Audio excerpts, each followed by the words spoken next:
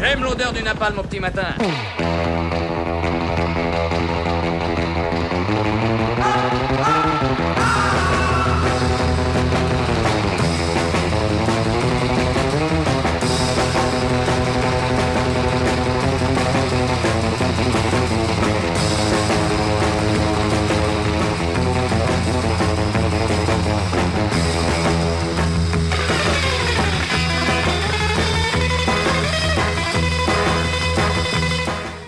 Amis pirates, chers auditeurs, bonsoir et bienvenue à Pavillon Noir pour cette nouvelle chronique de votre serviteur, le lieutenant Sturm. Vous voudrez bien excuser la voix rocailleuse qui est la mienne ce soir, je n'ai pu échapper au virus de saison. Chose promise, chose due, la semaine dernière j'avais dit que nous pencherions cette semaine sur les résultats du second tour. Je vais donc vous livrer quelques réflexions ce soir autour de ce scrutin définitif, ou en tout cas des résultats définitifs de ce scrutin des régionales. Alors, tout d'abord, on a eu droit, et je crois que c'est devenu une sorte de règle depuis bientôt une quinzaine d'années, au fameux délire de l'entre-deux-tours. Dès que le Front National pointe son nez en tête ou dans les environs de la tête d'élection, quelles que soient ces élections-là, le second tour est en fait une sorte de devient rapidement une sorte de défouloir, d'espace psychanalytique pour toute une partie de l'oligarchie, de l'intelligentsia, des intellectuels bobos et autres émanations de cette modernité finissante qui se déchaînent en imprécations quasi magiques sur le retour du fascisme, la haine de soi, la haine pure, la haine de l'autre, et on psychanalyse l'électeur FN, à qui il manquerait l'amour, à qui il manquerait une structuration familiale, etc., etc. Et on a du mal à s'expliquer comment dans des petits villages où on voit peu d'immigrés, on arrive à voter beaucoup Front, probablement parce que ces gens-là sont isolés, qu'ils ont peu de bagages intellectuels, qu'ils sont bêtes en somme, qu'ils sont débiles, frustrés, rances. C'est assez extraordinaire la manière dont on a pu traiter d'ailleurs les millions d'électeurs du Front National. Un jour, il faudrait que ceux-ci s'organisent et portent plainte collectivement contre ce rameau d'imbéciles qui vient pérorer du haut de ces 10e et 11e arrondissements, du haut de cette rive gauche qui pue de plus en plus l'anti-France et qui n'a d'autre défense que sa propre haine à proposer à la démocratie. Voilà.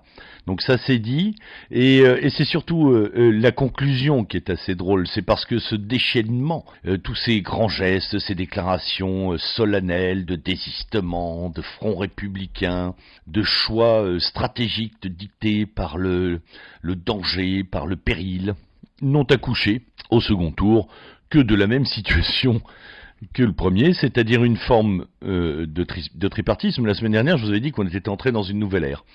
Alors, j'avais parlé d'une forme de tripartisme, mais en fait, on va régler la question un peu plus simplement. On est dans un néo-bipartisme, dans un nouveau bipartisme, qui a simplement redistribué les cartes, à savoir que maintenant, très clairement, il y a le Front National et tous les autres. Alors, UMPS, LRPS, parti du système, on choisira les termes que l'on veut, mais la réalité est bien là, aujourd'hui, il y a d'un côté tous ceux qui se réclament d'une sphère, et là je parle au sens très très large, patriotique, enraciné, identitaire, et de l'autre côté, les partis qui, depuis 40 ans, démobilisent tout l'espace historico-politique français et européen pour créer cette espèce de village-monde auquel tout le monde aspire, avec ses commandements droits de l'homiste, son futur TAFTA, etc., etc. Très clairement, on a ces deux visions du monde qui maintenant s'opposent en un nouveau bipartisme et qui est en fait une nouvelle redistribution finalement des potentiels politiques électoraux dans ce pays. Deuxième constat, le plafond de verre a été fissuré, mais il n'a pas crevé. Ce qui démontre une chose que j'avais déjà effleurée la semaine dernière, à savoir que le système a de la ressource. On l'oublie trop souvent, mais le système dominant, avec ses relais de presse, avec ses relais d'opinion, avec ses relais culturels, enfin, je mettrai des guillemets bien entendu autour de culturel, mais vous comprenez ce que je veux dire, a laissé au second tour se mettre en marche sa machine, laquelle a produit une norme de peur, une norme de danger, qui a finalement quand même assez bien fonctionné, puisqu'elle a mobilisé une partie d'un électorat qui était latent et passivement alangui dans l'abstention. Donc ça c'est aussi un enseignement, attention à ne pas prendre les partis du système pour des regroupements d'idiots. Il y en a beaucoup certes, mais il y a aussi des gens intelligents qui savent remobiliser les esprits par la peur, par l'inquiétude. Ensuite, sur le résultat en lui-même, on s'attendait à 1, à 2, à 3, à 4 régions, enfin on pouvait l'espérer. On avait quand même, et je vous l'avais précisé la semaine dernière, évoqué le fait aussi qu'il n'y en ait aucune. Eh bien, il n'y en a eu aucune. Est-ce que c'est une surprise? Non, absolument pas. Quand vous jouez avec les règles de l'ennemi, et que ces règles sont modifiées en permanence de manière à ce que l'ennemi puisse tout le temps gagner, il ne faut pas s'attendre quand même à des victoires exponentielles.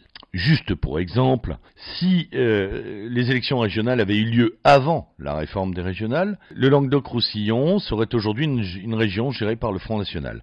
Or, le Languedoc-Roussillon fait maintenant partie de la région Midi-Pyrénées-Languedoc-Roussillon, où l'autre partie est un peu moins favorable au vote Front National, ce qui a eu pour effet de le liquéfier, le liquider, le dissoudre.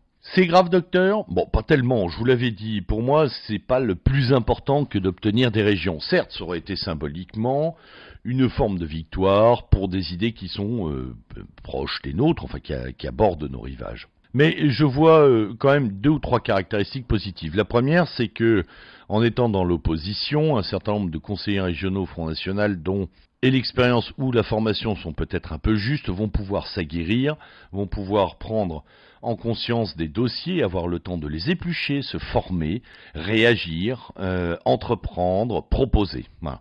C'est une école sur le tard, c'est une école par l'expérience, mais c'est une école qui sera, je pense, bénéfique pour nombre d'entre eux. Ensuite, le nombre conséquent de conseillers régionaux s'additionnant aux conseillers municipaux, Madame Le Pen n'aura aucun mal à trouver ses 500 signatures dans quelques mois pour les présidentielles, ce qui est quand même là aussi une épée de Damoclès qui est largement ôtée au-dessus de sa tête, puisqu'elle lui permet de contourner, je dirais, cette rétractation croissante des maires, depuis que leur nom est divulgué, à donner des signatures pour l'investiture d'un candidat Front National. Mais je crois que les enseignements les plus intéressants sont à chercher ailleurs. Ailleurs dans cette nouvelle ère qui s'ouvre sur tout le champ politique français. À mes yeux, il n'y a aucun vainqueur, au sens électoral du terme. Le PS sauve la mise, mais à quel prix? Au prix d'un éclatement programmé, en tout cas, ou d'une refondation, qui d'ailleurs, je dois le signaler, ne doit pas qu'aux circonstances. Je vous propose d'ailleurs cette lecture de l'action de Valls durant le premier et le second tour, en sacrifiant finalement, en demandant le retrait automatique et non et unilatéral des listes PS, notamment en région PACA et dans le Nord-Pas-de-Calais. Valls a tout simplement liquidé les 2 régions les plus problématiques pour le PS, à savoir les 2 régions gangrénées par des scandales financiers autour du PS. Par là même, Valls a liquidé aussi une très grande partie de l'histoire de la SFIO, Parti Socialiste Français, qui était contenue dans ces 2 régions du PS historique, à savoir le Nord et la région PACA. Par ce fait, eh bien, il a réglé la question d'une historicité longue du PS, ce qui lui permet très probablement aujourd'hui d'avoir les coudées bien plus franches pour établir sa nouvelle ligne social-démocrate. J'en veux pour preuve les déclarations lundi matin d'un certain nombre de caciques du PS disant que le PS allait très probablement changer de nom dans les mois à venir, ce qui prouve bien qu'en ayant nettoyé les écuries d'Augias, Valls a maintenant les coudées franches, et peut-être Hollande derrière, faut pas l'oublier, ces braves gens ont maintenant les coudées franches pour installer le parti régimiste oligarchique social-démocrate, que j'espère ils vont appeler les démocrates, comme ça avec les autres guignols d'en face, il y aura les démocrates, les républicains, et là comme on pourra se mettre à parler américain, on n'y verra que du feu, le taffetas sera bienvenu. Je plaisante, mais comme me disait un ami il n'y a pas si longtemps, et si le Front National se met à s'appeler les Patriotes, c'est bon, on est passé de l'autre côté de l'Atlantique. Blague à part, le PS est très mal sur le plan des effectifs, sur le plan de la représentation, et va subir des mues, à mon avis, conséquentes. Quant aux Républicains, certes, ils sortent gagnants en chiffres, c'est-à-dire qu'ils ont raflé le plus de régions, mais ça n'est pas un succès, un raz-de-marée bleu, ça n'est pas non plus une victoire stratégique pour Nicolas Sarkozy, bien qu'il ait l'appareil et qu'il sorte avec la majorité des régions. Et surtout, dès le lendemain de ces régionales, on a vu apparaître des dissensions, des refondations, des affrontements, qui nous laissent présager que dans les mois à venir pour les présidentielles, ce sera une bataille rangée à l'intérieur des Républicains, et que tout le monde va se bouffer le nez. Un autre mort de ces élections, c'est la gauche de la gauche, comme on l'appelle maintenant, qui a tout simplement disparu. Front de gauche, Parti communiste, à gauche toute, Alternative rouge et verte, bref, tous ces confettis plus ou moins gros de la gauche ont tout simplement été essorés par ce scrutin régional. Mélenchon l'a bien compris, qui disait que pour lui, ces régionales avaient été un calvaire. Et Laurent, le premier secrétaire du Parti communiste, a parlé de refondation complète de cette gauche. Messieurs, je vous souhaite bien du plaisir, je crois qu'il est trop tard. Enfin, je parle même pas des écologistes, ça c'était une espèce d'appendice vert rose, je dirais une petite queue de comète que l'on trouvera toujours dans le siège du PS mais qui est en train de s'étioler. À mon grand plaisir. J'en viens maintenant à la victoire que l'on peut considérer être une victoire des urnes pour le Front National, qui est à mon avis une victoire non bonifiée. Le chiffre tout d'abord, 6,7 voire 8 millions de Français se sont obstinés sur 2 tours à mettre un bulletin Front National dans l'urne. Ça, c'est véritablement à mes yeux un grand changement. Et bien que le FN n'ait pas obtenu de région, il a quand même trouvé une assise engrammée, une assise lourde sur le plan électoral avec des progressions fulgurantes dans des régions où jusque-là le PS tenait la dragée haute, où la droite centriste et agraire tenait la dragée haute, à toute autre forme de structure politique. Victoire non modifiée parce que ces 6,8 millions d'obstinés, il va falloir les gérer. Et si le Front National continue sur ce que j'avais déjà décrit la semaine dernière comme étant une gestion de PME communicationnelle, il va, je crois, manquer ce rendez-vous important avec le peuple, ou avec cette partie du peuple qui aujourd'hui résonne encore de conscience patriotique et de conscience identitaire et d'enracinement. Parce que on ne peut pas simplement leur dire merci comme ça a été fait dimanche soir ou lundi matin et leur donner rendez-vous au présidentiel. Il serait fondamental. Alors j'ai entendu parler des comités bleu marine. Est-ce que ce sont des écuries électorales pour préparer la présidentielle ou est-ce que ce sont vraiment des idées, des instances qui vont pouvoir mailler le terrain et recruter parmi ces presque 7 millions d'électeurs? Parce que pour moi, le plus important aujourd'hui, c'est d'aller s'occuper de ces gens-là. Parce que ces gens-là représentent des milliers de compétences croisées, représentent des potentiels d'actifs dans tous les secteurs de la vie économique française, représentent aussi des embryons d'encadrement, des embryons de candidature, des embryons de conseils municipaux, etc., etc. Tous ces braves gens ont sûrement d'excellentes idées programmatiques qu'on n'a pas encore entendues. Je pense là aux PME, je pense là à la nécessité d'aller travailler sur le dossier du RSI, qui touche plus de 6 millions de travailleurs indépendants, etc., etc. Tout ce corps électoral, aujourd'hui, a besoin d'être traité, encadré, perçu, non pas seulement remercié de loin, mais vivifié. C'est un énorme travail. Je ne sais pas si le FN est prêt à le faire, a envie de le faire, ou est en capacité de le faire, mais s'il ne s'y prend pas, avec rapidité sur ce terrain-là, c'est-à-dire en maillant, en allant pratiquement dans chaque village où comme vous, j'ai perçu parfois des scores qui passaient de 5-6% à 38-40%. S'il n'y a pas une initiative dans cette direction, je crois que malheureusement, le FN va se couper d'une assise qui, par dépit, par lassitude et par fatigue, risque de repartir vers l'abstention ou de se au pire, de revenir vers les partis du système par truchement d'appendices dont ces partis sont toujours friands, à savoir des hommes forts, des hommes circonstanciels, etc., etc. C'est tragique, et ça me fait penser à la trajectoire du Parti communiste des années 70-80, qui était celle d'un parti défouloir et refouloir, mais d'un parti contenu. Or, pour briser le plafond de verre dont je parlais tout à l'heure, il faut densifier le corps électoral, il faut revivifier l'action politique, l'action de terrain, il faut redonner l'initiative aux gens, il faut que les gens retrouvent de la souveraineté nationale, certes, mais surtout de la souveraineté populaire. Il faut s'occuper d'eux. Ça, c'est pour moi l'enseignement le plus important. Après, j'avais envie de dire de passer quelques secondes à vous parler des réactions. Alors, parce que là, on a tout un florilège qui est vraiment très intéressant. Alors, celle du système, c'est à la fois, on l'a vu dans la presse médiatico-oligarchique, c'est à la fois un ouf de soulagement, je pense à la Voix du Nord et à tous ces braves gens, qui crient victoire sans crier victoire, qui pour une fois n'ont pas sorti le champagne et les trompettes, mais se sont contentés de souffler. Et puis après, on a l'éternel ritournel du « vous allez voir ce que vous allez voir », on a bien compris le message, ça ce sont les politiques, on a bien perçu ce qui allait se passer, on va tout changer, on va vous comprendre, jusqu'à cette espèce d'imbécile de Xavier Bertrand qui dit qu'il va entièrement se consacrer à la région Nord, ne plus prendre aucun mandat en dehors de celui-là. Oui, bon, on a bien compris que ça lui servirait de tremplin pour d'éventuelles primaires aux Républicains, même s'il a dit aujourd'hui qu'il n'était pas candidat. On connaît la capacité de réversion de ces braves gens et de retournement qui en quelques semaines, mois, oublient leur serment.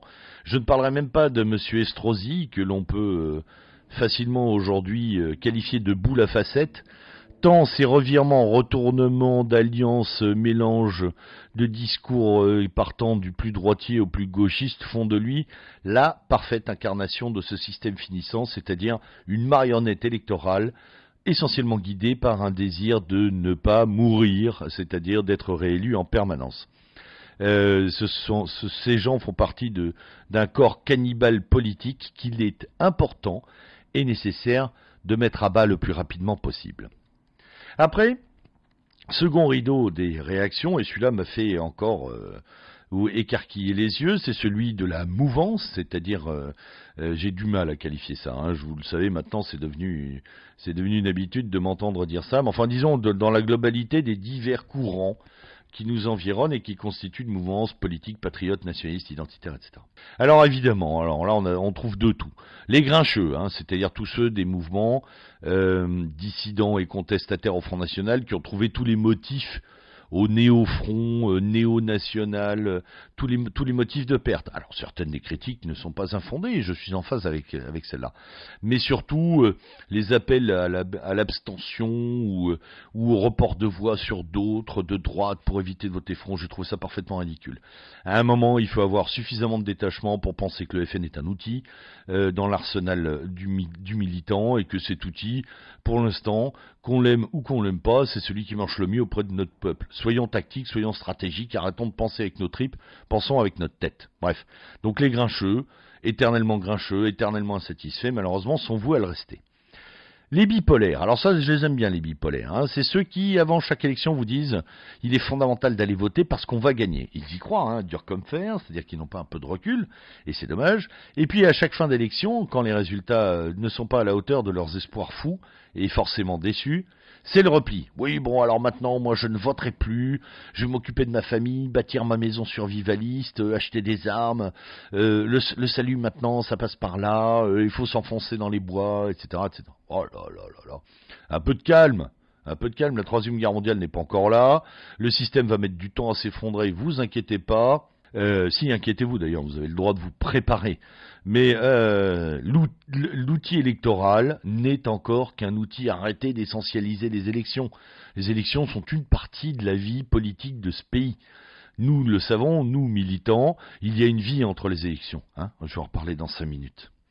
Après, il y a les pleureuses. Alors, les pleureuses, c'est les Français sont des cons, ils sont influençables, vous voyez, on pensait qu'on allait gagner, mais il y a quand même une majorité qui s'est prononcée que, voilà, ils ont bien mérité ce qui leur arrive. Mais non, mais c'est pareil. Je reprends ce que je disais il y a quelques semaines. Comment voulez-vous que des gens qui sont enferrés depuis 50, 60 ans dans une machine de propagande permanente, de l'école à l'entreprise, de l'entreprise aux médias, des médias à l'entre-gens. Comment voulez-vous que ces gens du jour au lendemain, nos concitoyens, du jour au lendemain, trouvent la ressource pour devenir soudainement de grands militants révolutionnaires, ayant tout compris aux enjeux électoraux. Du calme, du calme. L'Europe entière envie ces résultats-là. Voyons ça plutôt de ce côté-là, arrêtons de pleurer. Et enfin, une dernière catégorie qui est finalement aussi assez irritante, ce sont tous les poseurs donneurs de leçons qui disent « Ah bah tiens, voyez, les élections sont finies, tout n'est pas joué, il va falloir militer, etc. » Il va falloir militer, ça c'est sûr, on le sait, puisqu'on milite depuis avant les élections, bien avant pour beaucoup d'entre nous, et je sais que beaucoup d'auditeurs sont engagés, non pas seulement dans des mouvements électoralistes, mais aussi dans des initiatives écologistes, dans des mouvements radicaux, dans des initiatives associatives, religieuses ou pas, etc. Chacun mène son combat. Que les donneurs de leçons arrêtent depuis leur tour d'ivoire, de nous dire quoi faire, quoi penser. S'ils veulent vraiment faire quelque chose d'intéressant, qu'ils viennent avec nous. Il y a du travail pour tout le monde, ce pays est grand et nous serons jamais assez nombreux pour veiller à ce qu'il aille dans la bonne direction. À bon entendeur, salut.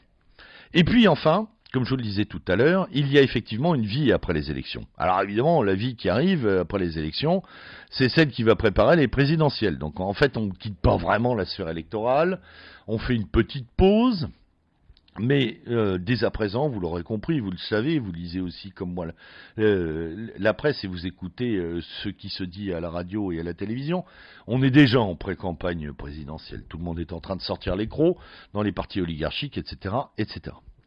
Nous, qu'est-ce que nous avons à faire dans ce temps où effectivement on écoute un petit peu moins ce qui se fait sur le terrain pour dresser un peu plus l'oreille vers le bruit médiatique quand on est un citoyen de ce pays? Eh bien nous, objectivement, nous devons ramener la sphère électorale à ce qu'elle est, c'est-à-dire quelques heures, quelques mois, quelques pourcentages de notre activité annuelle.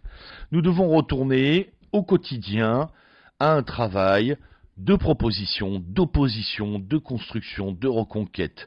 Nous devons retourner voir les nôtres, notamment tous ceux dont je vous disais tout à l'heure, les presque 7 millions qui nous sont finalement devenus moins lointains, peut-être un peu plus favorables, ou en tout cas qui auront une oreille plus attentive à nos propos.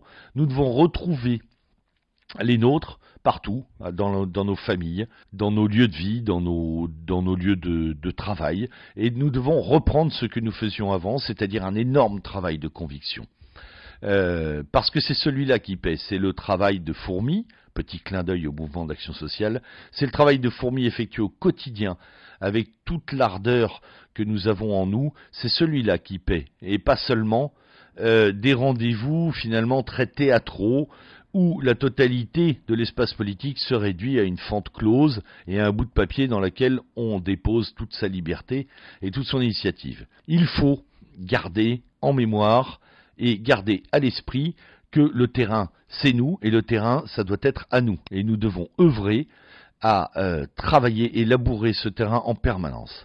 Si après, ce que nous faisons permet à des gens également d'aller voter pour des partis plus favorables, c'est tant mieux. Mais si un jour les élections ne devaient plus exister, nous existerions quand même parce que nous sommes la France et nous sommes le peuple et nous voulons que ce pays redevienne une patrie. Amis pirates, chers auditeurs, j'en ai terminé.